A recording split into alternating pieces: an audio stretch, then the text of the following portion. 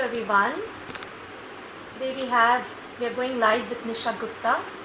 Just getting her, just checking, please stay there. Great. Today's session on Teen Engage 5 question series is about image and etiquette. Now, good manners and etiquette is just a way of telling people that you respect them, and that's why we have an expert on board today who's going to teach us and tell us why is maintaining image important, why are etiquette important, why are manners important. And Nisha Gupta has been an etiquette and image coach. She's trained, she teaches at various organizations, schools, colleges, and even individuals, and grooms them. She has trained herself under UK's leading image consultant, Carol Spencer, and stylist and celebrity makeup artist, Ariane Poole. She's also additionally trained under leading etiquette experts, the English Manner, that's Dinah Mather, William Hanson, and Alexandra Masevi in global etiquette. So she is extremely passionate about her work, and she knows it all. Let's not waste time and invite her in. Just give me a minute. She'll be right here with us.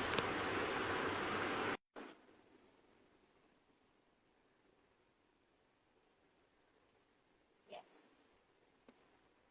We're just waiting for Nisha to join our live. She's already online with us.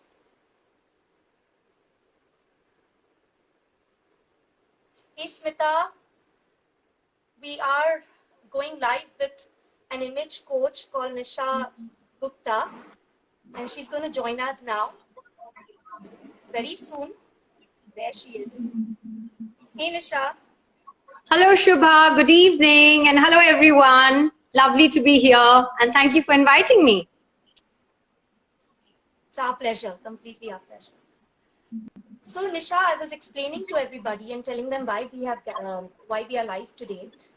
You're going to tell us about image and etiquette, and why is it important? Why is it not just restricted for celebrities and artists, but why in our daily life and when we meet people, why is it necessary to put our best foot forward? Everybody talks about this first impression. I just wanted to know, is it a hype? Do you think first impression is important? And if it is important, why do you think, how do you think we can create one? So before I start, are you seeing things clear? Because I'm getting kind of a hazy image of you. Is that some kind of net issue? Is all good there? It's a net issue at your end. I can see you absolutely clear. All right. All right. So yeah. You're audible and I can see you as well.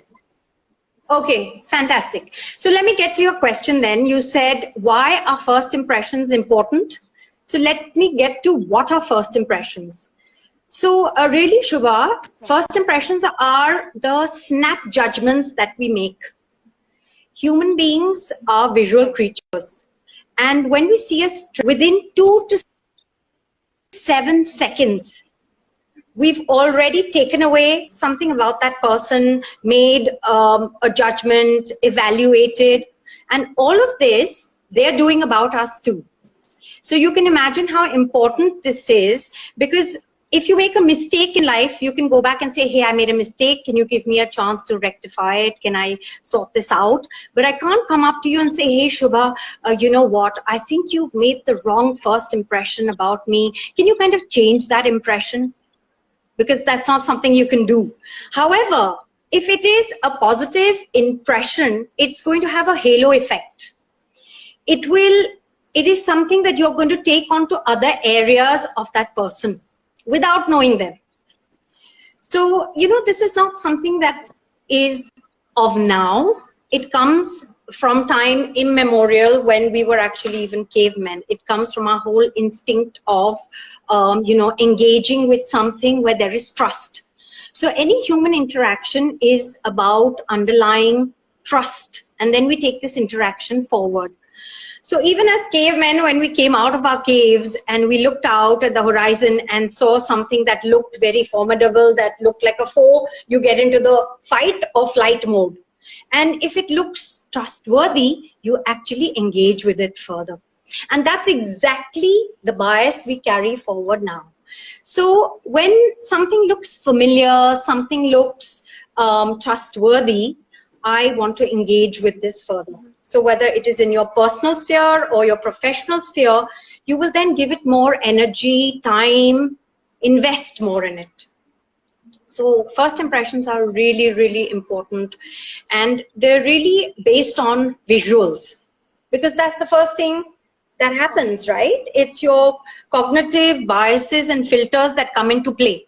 You don't know this person as yet, but within 2 to 7 seconds, you've already decided that I think this is my perception of this person. And then the ego kicks in. When the ego kicks in, you want to believe that what you have perceived must be true. So it's very difficult if the perception or the first impression is not in your favor. You'll have to work doubly hard to actually sort that out. So that's why it's really, really important. And I think the second question you were saying was, what are first impressions? Is that what you asked? You asked 2-3 questions together. What were they actually? So I wanted to firstly know, which you kind of cleared in the answer, that is it important, or is it just a kind of hype that people say? I mean, does it really matter to have a first impression, which you beautifully answered? Because yes, I do believe people judge you. Today you're judged on the way you look, the way you carry yourself, the way you speak. So that's true. Somewhere we are all guilty for it. But I wanted to know that if you have to create the first impression, how do you go about doing that? So as I said, first impressions initially are all visual. When you see a person, 55% of those first impressions are non-verbal, because you haven't yet engaged with that person, you haven't yet interacted with that person. So 55% is non-verbal, which is your appearance, your grooming, your hygiene, your body language. 38% is your tone of voice. So if I said, lovely to see you, Shubha, lovely to see you, Shubha, completely different. And 7% are your words. Now your hard skills, which are your knowledge, your academic qualifications, your skills, lie in that 7%.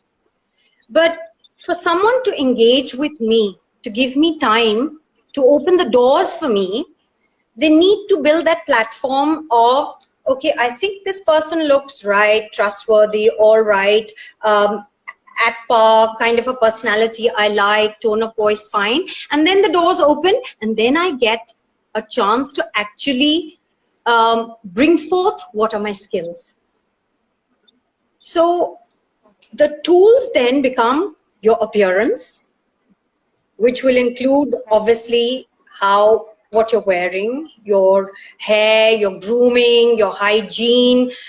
For women, we're judged more harshly. So for all the women out there, we have makeup, we have jewelry, we have necklines, we have hemlines, we have stilettos, we have all kinds of things that we'll get judged on far more than men, right? So there's your appearance, there's your body language.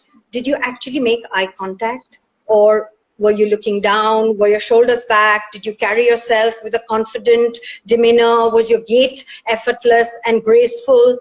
That's your body language, all right? And then there is your tone of voice and your communication. So these are really the tools, and managing them is really important. And the way to do it is actually, as I keep saying, not fake it till you make it, but practice. Look at people who are your icons, or people you idolize, or people who you want to be in a particular field.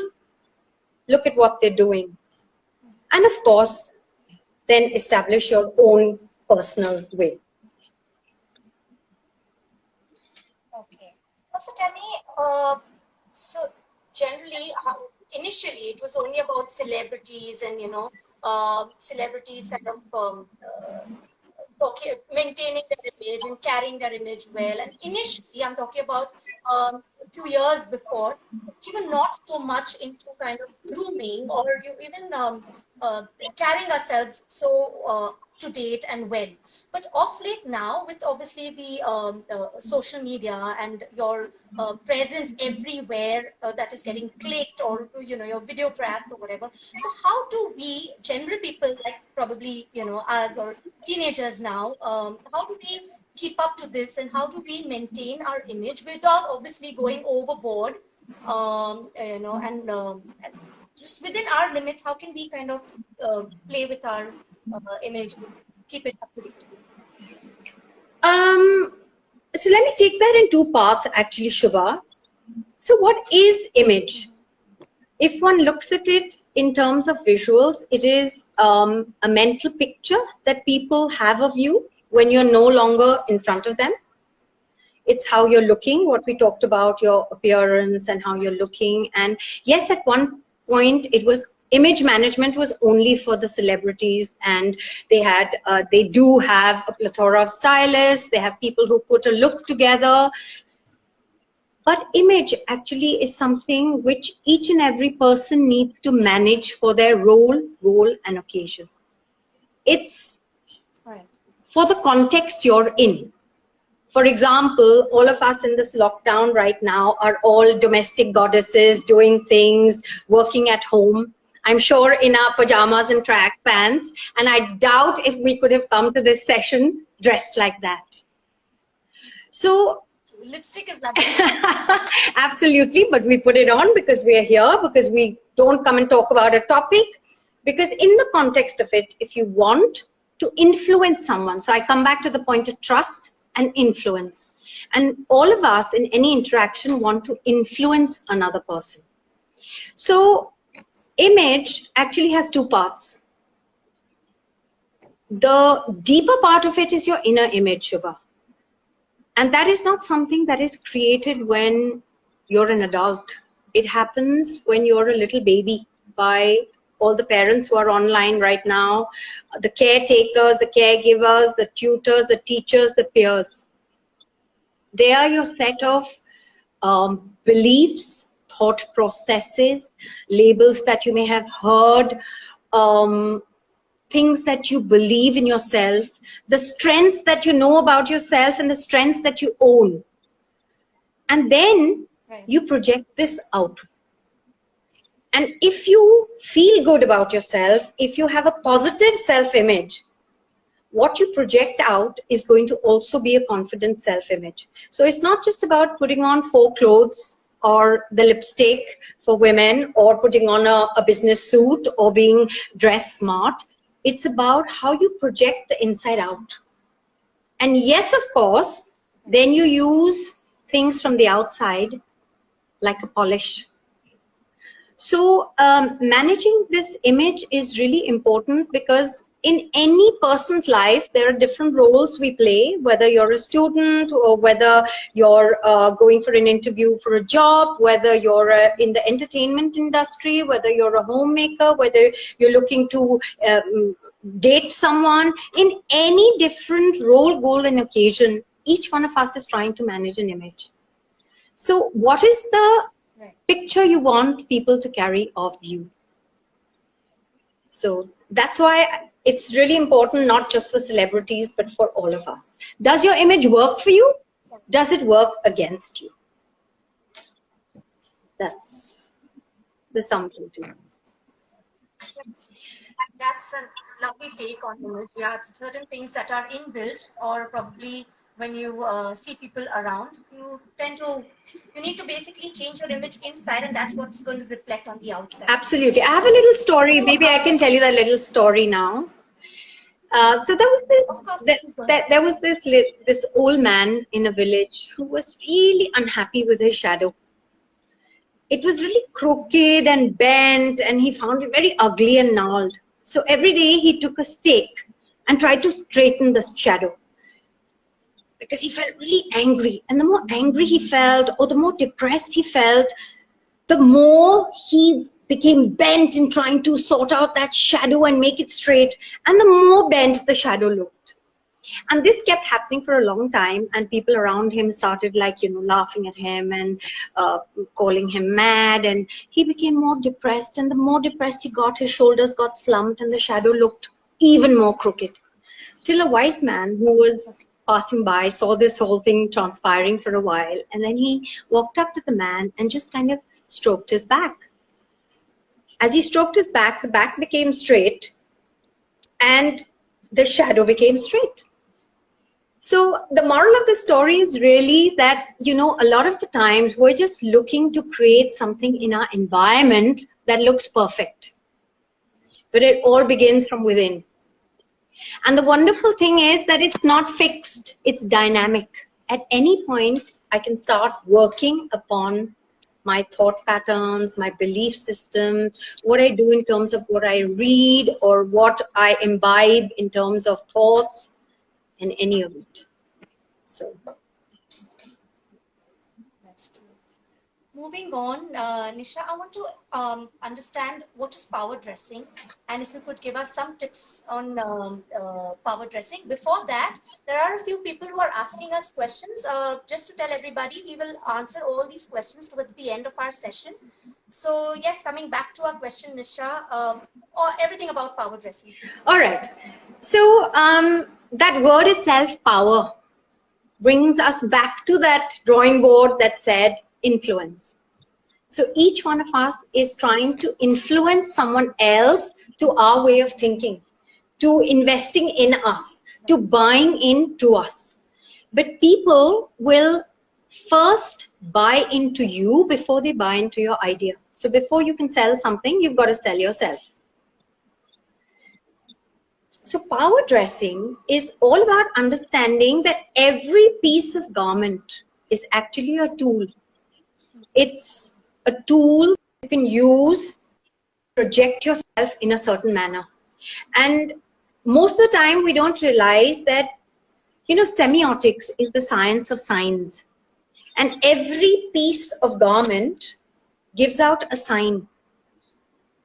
And long before you actually engage with the person, you've already taken away so much about that person in terms of what you think might be their educational qualification, their social strata, their ethnicity, what sort of personality they may have, all by their clothes. So, wow. Yes, absolutely. So how do you want to come across? Do you want to come across as like influential? Do you want to come across as a decision maker? Do you want to come across as someone who's lounging around? You'll choose your clothes accordingly. Now, think about it. All of us are in this work from home mode, right? And there's been so many articles coming out about people just dressing up only just to the level that can be seen, and perhaps no pajamas or perhaps pajamas. But all of it, one has to understand, is that clothes have a pick-me-up quality.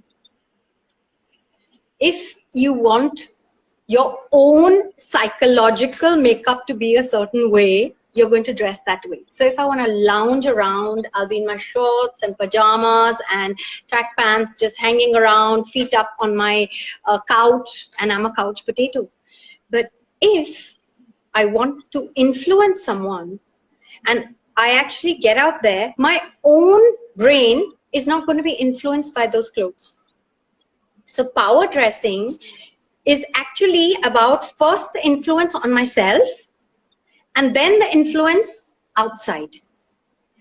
So there is actually a general style scale, and it's really complicated, and it's really intensive that we image consultants use actually when we work with clients. But just to give a little kind of a thumb rule, straight lines will always show sharpness and authority. Anything which is curved will give a little ease. Collars will always again raise the bar. Layers, jackets will raise the bar.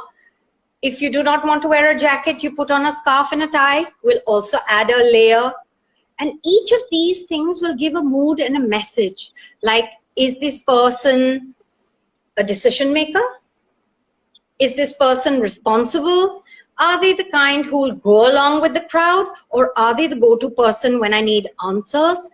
When I look at someone in a business suit, I know that perhaps this is a senior person who's making decisions. If I'm seeing a youngster in their t-shirt and shorts and they've come in on a Friday for casual dressing, I don't think that's all right, because they've taken casual dressing a little too casually because they've forgotten that it's still office. So power dressing is all about creating influence depending again on your role, goal and occasion. So someone in the media line. So for example, my husband's from the media line. He's from, he has an advertising agency, and formality is not the norm. So they can dress in a different manner. But if they were fronting or the people who are in client interface, they're again going to be dressed differently from the creative person at the back end. Absolutely. I think it's making a lot of sense. Also, generally when you wear clothes that are suitable for the occasions, you feel great. And when you feel great, you kind of automatically create the first impression, go and achieve your targets for the day as well. So just simple thing like a lipstick on a dull day just brightens your mood. You just feel different. There's nothing great that you're really doing, no effort taken. But when you dress well, I think you will feel good. Apart Absolutely. from these things. Absolutely, and this, I'll take this forward, Shubha, sorry I interjected, because you said something really important, and this is the part of what is called the circle of success, even in dressing and otherwise, is that when you dress well and look good, you feel good. When you feel good, you feel confident. When you feel confident, you project well. When you project well, the feedback you get from the outside is also one of admiration, and it's positive, and it kind of buttresses and enhances that feeling. And now you can focus on your work, and also then you raise the bar. So this is self-perpetuating. Right, absolutely true. I totally agree on that. So moving on, Nisha, there were a few questions from teenagers that came in, that how do you conduct yourself when you're in an interview or a meeting, or when you're meeting somebody, you know, who's at a higher authority, and you want to kind of put the best foot forward. How do you conduct yourself in such a situation? So those are any tips and tricks? Those are two different situations in an interview. So let's look at an interview. So if there are teenagers who are going in for an interview for a job or getting into higher education, and they have interviews, personal interviews, then obviously, first things first, your hard skills are all in order. Your academic qualifications in terms of your certificates and all that should be already planned, put, and your resumes are already sent in. Now look into, and having done a research on where you've applied, that's important, because then you'll kind of get a kind of idea of the culture of the organization and the place you're applying for. I would say always be formally dressed. It is better to be dressed a little extra formally rather than underdressed. Because if you've gone with a jacket and you see everybody around, or you see that the culture, you find when you walk through the doors that it is easy, you can always take off the jacket. But then running around for the last minute to try and get something would be more difficult. So that's your appearance. Make sure that your shoes, now that is really important. I say this to not only the young men, that girls look at the shoes that a man is wearing, but also to the girls. So make sure for the men, the leathers are matching. That is your shoes and your belt. For girls, make sure the kind of shoes you're wearing is office appropriate, also for an interview. Once you get in there, make sure that you claim your space in terms of how you use your body language. If you're going to walk in with your space all constricted, you're giving a vibe of being underconfident. You've not made eye contact. You haven't smiled. You haven't looked up. You've already given the interviewer a feel of lacking in confidence. So remember snap judgments. Perhaps the set of questions are now going to come out which are going to put you at a more discomfort. Whereas, I'm not saying go trying to act very cocky or overconfident, but confident, pleasant, warm, an open kind of personality, a personality that shows confidence through their eye contact, through their smile, through their greeting. Once you've walked in, where you place your stuff is important. Definitely do not encroach onto the interviewer's place. Do not put your bags, your papers, your folders there. Keep it on your lap. Keep your bag to the side. And then, of course, it is the interview questions that are going to come up. So there's a lot of stuff that you can do on that. And if there are any parents and children right here, perhaps during the lockdown phase, we can try this little exercise at home. Is that let's all do SWOT analysis, but I don't like to call it SWOT because SWOT stands for strengths, weaknesses, opportunities, threats. I think the minute we say weakness, we own it. So let's call it SCOT. Let's get our children to start listing down what are their strengths. I don't think we really do this as an exercise when youngsters are young and then suddenly they have to go for these interviews and suddenly there are questions that come up and they are like fumbling. So let's start listing down our strengths and our challenge areas. Challenge is easier to say, okay, this is an obstacle, I can get over it. So do remember that it takes all of 4 minutes from the time you are called in and you enter that room to the time you're there. In 4 minutes, you have been completely assessed. So all of these things are, tips that you should take away. Of course, your resume should be powerful. Don't pick up things from the net and copy paste. Do not just repeat when a question comes up like, so tell me about yourself.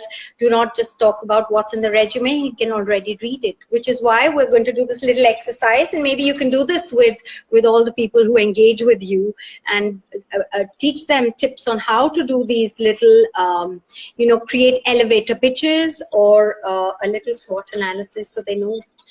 Develop hobbies. Remember, every opportunity is, every experience is an opportunity for you to bring out a different version of yourself. And every experience demands a different image, a different version. So grab it with both arms. Perfect. And coming to our last one, now we had kept various, etiquette and etiquettes in general, basically on social media or your dining etiquette. We had thrown in a quiz for all our viewers and followers. Yeah, and dining etiquette was one of them. And we also have a winner, but we'll announce the name a little later. Super. But tell me one thing. There's something called social media etiquette as well. How do you project yourself and how you because I believe many companies do that. They check your LinkedIn, but at the same time, they want to check your Facebook profile as well. So how does one maintain that? So, in fact, that's an important question because with everything being digitized and social media having taken over our lives in a very big way, we need to understand, and from a younger level, that's our digital footprint. It's not going away anywhere. So as important is your appearance or your body language or your communication, all of that is actually one aspect, but your digital footprint is where the companies are actually going to check what you're all about. So make sure, excuse me, the kind of pictures that you put up are not things that you're going to be embarrassed about later.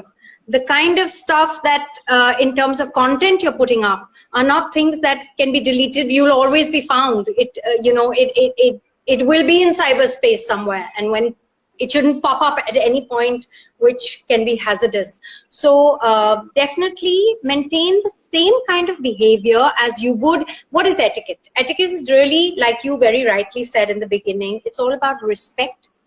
It's about deference. It's about living in an amicable, amenable manner, putting someone else before you. So do unto others as you would want others to do unto you. So things that you write, things that you post, things that could be confidential if you're working in a company, or your own personal thing, you've got to be really vigilant about it. And when I say that, I don't mean that you've got to be serious. It's all right to actually have different sort of content. Make sure it's not very risky, because you never know who's looking out for your stuff. True. That's good. Now we'll just go, a few of our users have asked us a few questions. I'll just go to the main ones. So someone's asked us, do you feel that Puri Sakshi, our follower, she's asked us, do you feel that creating an image for yourself or for others is being fake? Very important question. So image can never ever be a veneer. It's not a paint and polish. Image is actually the authentic you, which is why I stressed upon your inner image. Image is not about being a brand ambassador for other brands, but being a brand ambassador for yourself and becoming the best version of yourself. So how, again, if it is about, earlier you would say fake it till you make it. I don't like that statement. I'll say practice till you perfect it. And I did not talk about perfection. I meant what you were yesterday. If you've learned two things, you've become a newer version. So images, it cannot be fake. If it is fake, it is only about the external, it's definitely going to fall flat. But if it is authentic and appropriate for different roles in your life and different goals, it's not going to flop. Right. Okay. So we have one more question. This was from Sneha. She's asking, are there any specific colors that you can wear for a meeting or a client meeting or for an interview? All right. For this comes on. So yes, the color palette plays a huge role in moods and messages again. So colors have authority or don't have authority, and they also depict, if I may tell you about yin and yang. So yin and yang are two opposing kind of forces in the universe, which is present in everything, the sun and moon, hot and cold, day and night, introvert, extrovert. Colors also play that kind of, personalities are like that. You could be a yang personality, you could be a yin personality. Now colors also help and aid in that. So if I wear a darker color, which is more solid, I project more authority. If I wear a softer, paler color, I give a more yin look. So depends again on what is the influence you want to have. Then again, we look at climate. If you look at a tropical country like ours, if I wore, as a woman, I wanted to dress formally, but we're luckier, by the way, women are luckier, we can play with colors much more than men. And I wanted to wear a pink trouser suit or a pink skirt suit. It's equally formal. So it differs for men and women, definitely charcoal gray, navy blue. Then we look at pinstripe, these are for men. And then again in summer, if someone was wearing a paler suit as compared to just a shirt or a trouser, that would have a different mood and message. So colors, along with the kind of garment you're wearing, do matter. Women have it easier. So whoever asked that question, we're luckier. But of course, if you're going for a an interview or a meeting where you want your image or your appearance to be attractive, not distracting, do not wear colors that are going to take away the focus from your intelligence and your academic qualifications and what you bring to the table in terms of your knowledge. You do not want to be seen as a little showpiece in that office, for sure. We have someone, Shruti Garodia, who's asking, can we have tips for teenage boys? Tips for teenage boys. Of course, teenage boys and teenage girls have exactly the same tips that we talk about. What tips is she asking for? Is she asking for clothing? Is she asking for etiquette? Because it's such a, you know, etiquette is, it's such a huge minefield that we actually maneuver through. So yes, of course, there are tips for boys the same as girls. I don't know whether we have the platform right now to get into each and every aspect, but yes, the same things. Your appearance, your grooming, your hygiene, your health in terms of your fitness, your body language. In the growing years, a lot of us, the youngsters, tend to slouch, you know, and that's the time to actually build it up, to understand not only is it for someone else because you want to look confident, but for your later years, that your body stands straight. You know, deportment and how you carry yourself will also affect your own health later.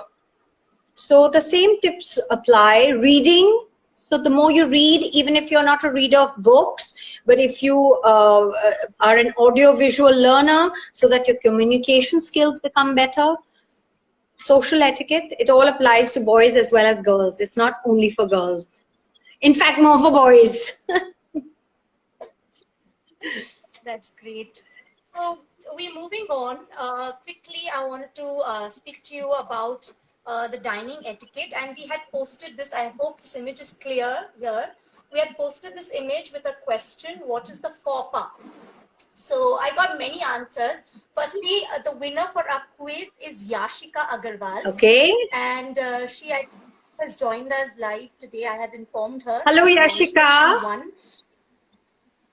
She's won a free spot for one of our workshops. Wonderful. Congratulations. Congratulations. Yeah. So the thing is, the minute you flip that image over, it becomes correct. So I think that this is not... Okay. No, I think it's because of the no. camera. The camera is... No, but...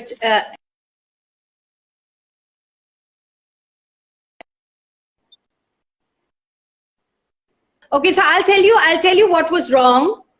I'll tell you what was wrong.